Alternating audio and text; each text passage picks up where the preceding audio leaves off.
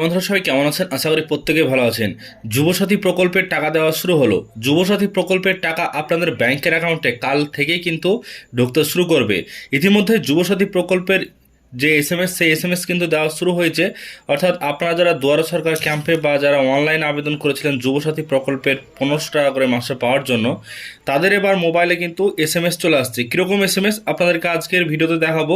এছাড়াও যুবসাথী প্রকল্প নিয়ে কী কী জানানো হয়েছে, কারা কবে টাকা পাবেন, কাদের ফোনে এসএমএসগুলো আসবে, সমস্ত বিষয় আজকের ভিডিওর মাধ্যমে আপনাদেরকে জানাবো।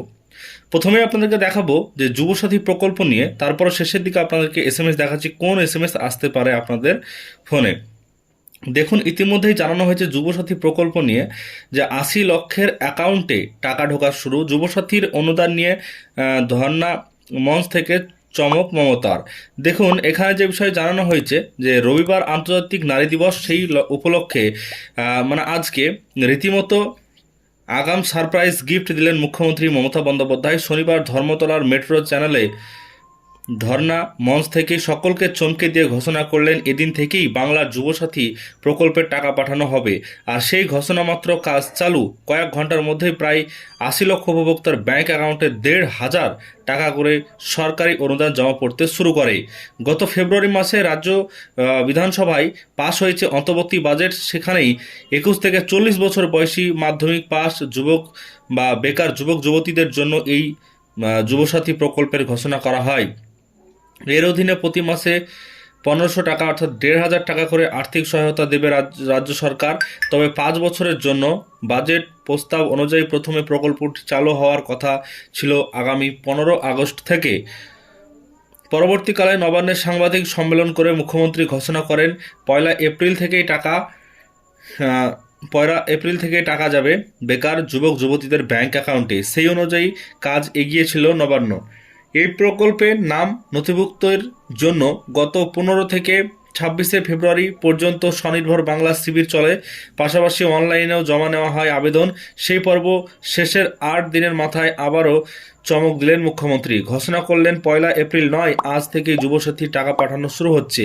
সঙ্গে সঙ্গে মুখ্যমন্ত্রীর নামে জয়ধ্বনি স্লোগানে ফেটে পড়ে ধর্ণা মঞ্চ সহ গোটা মেট্রো চ্যানেল।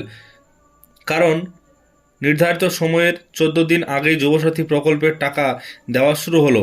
আশপাশ থেকেও ধন্যবাদ জানিয়ে বহু সাধারণ মানুষকে বলতে শোনা যায়, মমতা বন্দ্যোপাধ্যায় শুধু কথাই রাখেন না, সময়ের আগেই কথা রাখেন। মুখ্যমন্ত্রী এদিন আরও জানিয়েছেন যুবসাথী প্রকল্পের সুবিধা পেতে প্রায় 90 লক্ষ 1 কোটি আবেদন জমা পড়েছে। 90 লক্ষ থেকে 1 কোটি আবেদন কিন্তু যুবসাথী জমা পড়েছে।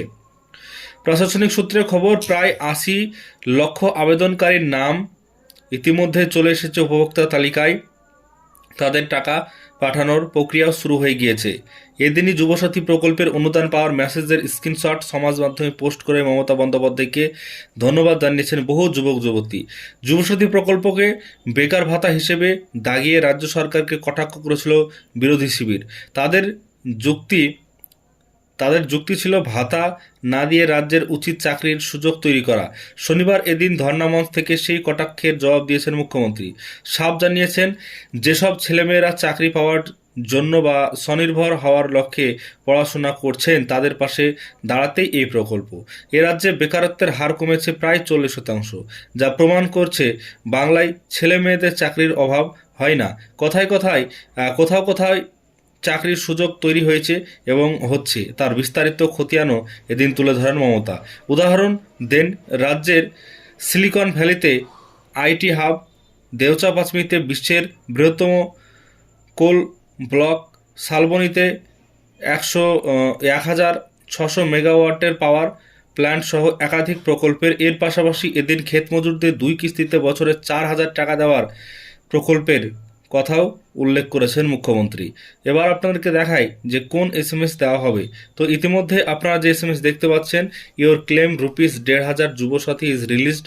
তো এইভাবে কিন্তু আপনাদের ট্রেজারি থেকে একটা এসএমএস প্রথমত আসবে, সেটা একদিন আগেও আসতে পারে বা যেদিন টাকা ঢুকবে সেদিনও কিন্তু আসতে পারে। তো এই এসএমএস আসার পরে পরেই আপনাদের ব্যাংকের অ্যাকাউন্টে এই 1500 টাকা ক্রেডিট হবে, এমনটাই কিন্তু জানাচ্ছে।